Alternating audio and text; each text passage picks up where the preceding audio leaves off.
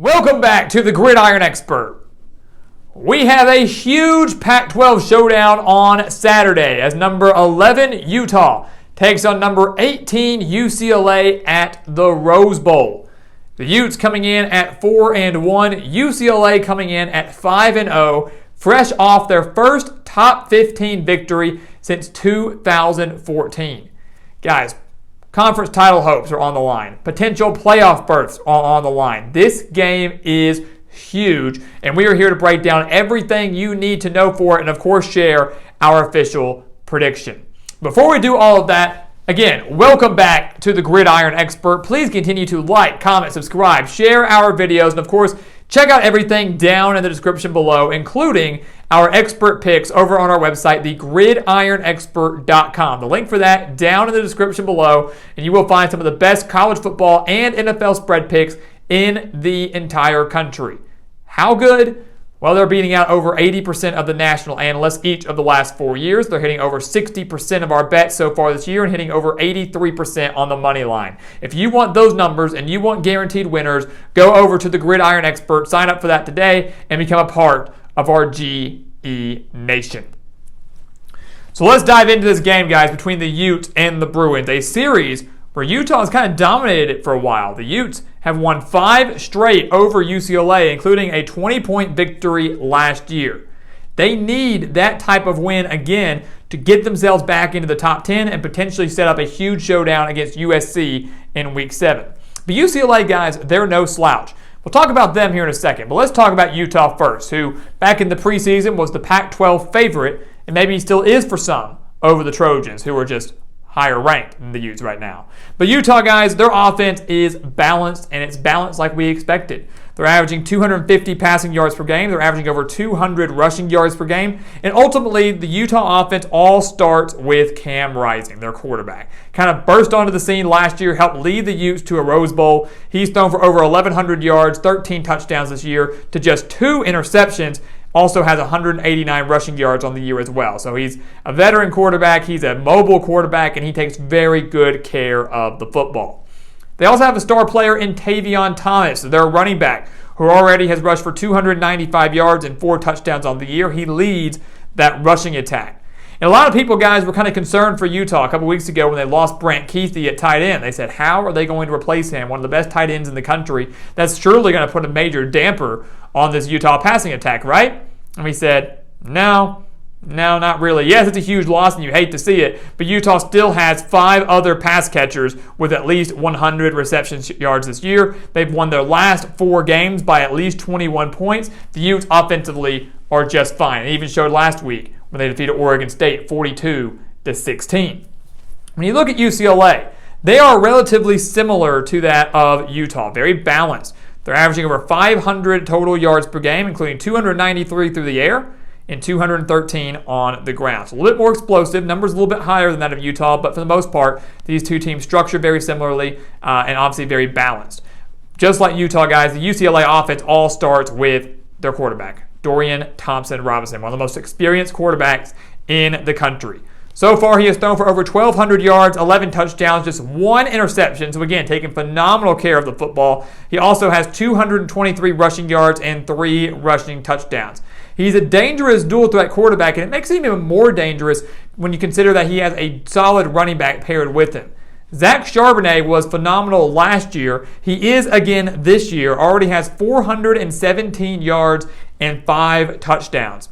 This UCLA team, guys, is one that can score very quickly. They are very explosive. And while they are averaging nearly 300 passing yards per game, they want to bully you up front. They want to run the ball. They want to hit you with Charbonnet. They want to get Dorian Thompson-Robinson in on some read options, the RPO style that makes it so difficult to account for both players. Who's going to hold on to the ball? Who's going to take off on a run? Both players could burst out on the scene for a 70-yard run if you're not careful. But the problem with UCLA's offense, with as explosive as they are, as fast as they are, as many points as they can put up, they have been prone to slow starts this year. They've been very prone to slow starts. They only led Bowling Green in the season opener by 7 at halftime. They trailed South Alabama for the majority of the game, needed a game-winning field goal as time expired to beat South Alabama. struggled there. Only led Colorado, the worst team in the Pac-12, only led them 21-10 at halftime. They trailed Washington early in the second quarter before bursting out to a 40-16 lead, ultimately winning 40-32. UCLA, to beat Utah, they have to start strong. They have to start fast. If they start slow like that, they're not going to be able to upset the Utes. When you look at the defense, guys, the reason we say they're not going to be upset them for that is because Utah's defense is so strong. And that has always been a characteristic under Kyle Whittingham. Rarely do you see a weak Utah defense. But listen to how good these numbers are. 278.6 total yards per game. That's all Utah's allowing. That includes just 123 rushing yards per game. That is your key number right there.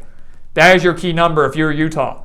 Shut down the run. Keep DTR in the pocket. Force him to throw. Don't let Charbonnet break out any big runs. Don't let Thompson Robinson break out any big runs or extend the plays. If you contain him in the pocket and shut down the run game, just like Utah's done all year, they're going to be fine.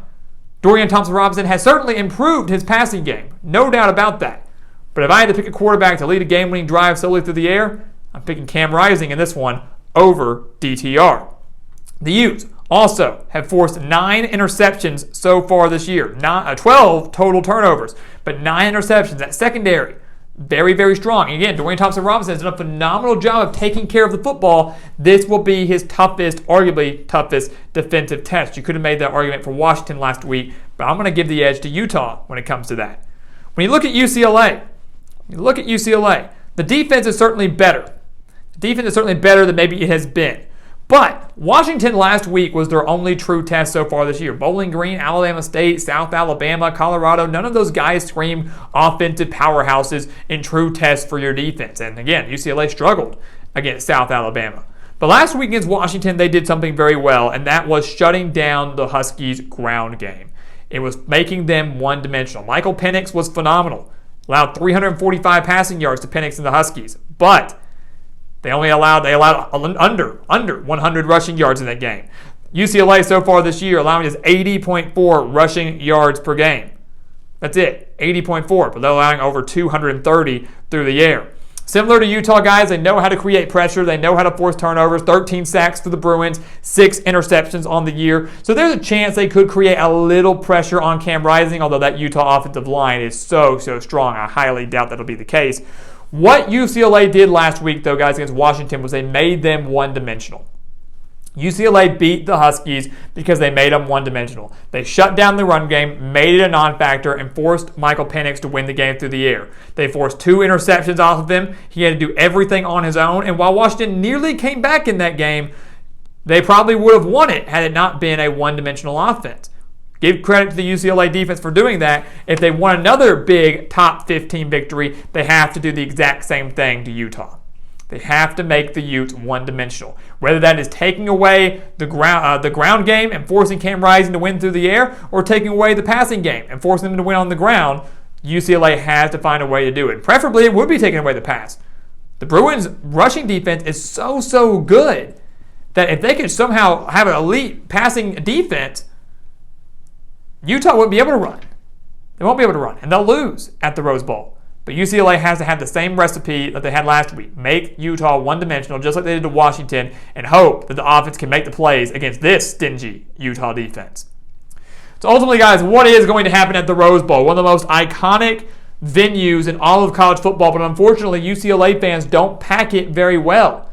The Bruins, unfortunately, do not have that much of a home field advantage at the Rose Bowl, as much as you think they should for a top 20 team. Hopefully the crowd will be a little bit better than it's been so far this year. Ultimately, guys, again, this game for me is going to be a lot of fun. You're going to see plenty of points scored. Again, the stakes are extremely high. Top 20 showdown, huge for the standings, huge for the playoff hopes. Utah's still in the running for the playoff. If UCLA wins this game, they will propel themselves close to the top 10, and they can start being looked at as a potential playoff sleeper, playoff crasher. So it's huge for both teams here.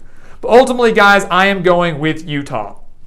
We picked the Utes back in the preseason. I am sticking with that. I still love this Utah team. I think their defense owns a significant edge over UCLA. I think the offense is extremely balanced. Maybe not as explosive or the numbers being as high as UCLA, but I have more faith in Cam Rising through the air. I think they're going to be able to get the job done on the ground. Maybe not statistically better than UCLA, but when it counts the most. Again, UCLA not holding that much of a home field advantage. I don't think they're able to make Utah one-dimensional. And even if they do, I think Cam Rising is able to deliver.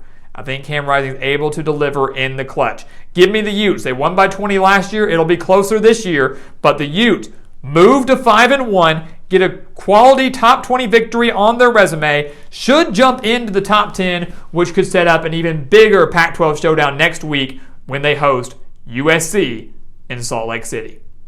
So guys, as always, thank you so much for watching us here at the Gridiron Expert on YouTube. Make sure to continue to like, comment, subscribe, share our videos, and of course, check out everything down in the description below, including our expert picks over on our website, thegridironexpert.com. Some of the best college football and NFL spread picks in the entire country. We want you to take advantage of those and become a part of our GE Nation. And once again, guys, as always, thank you so much for watching, and we'll see you next time right here on the Gridiron Expert.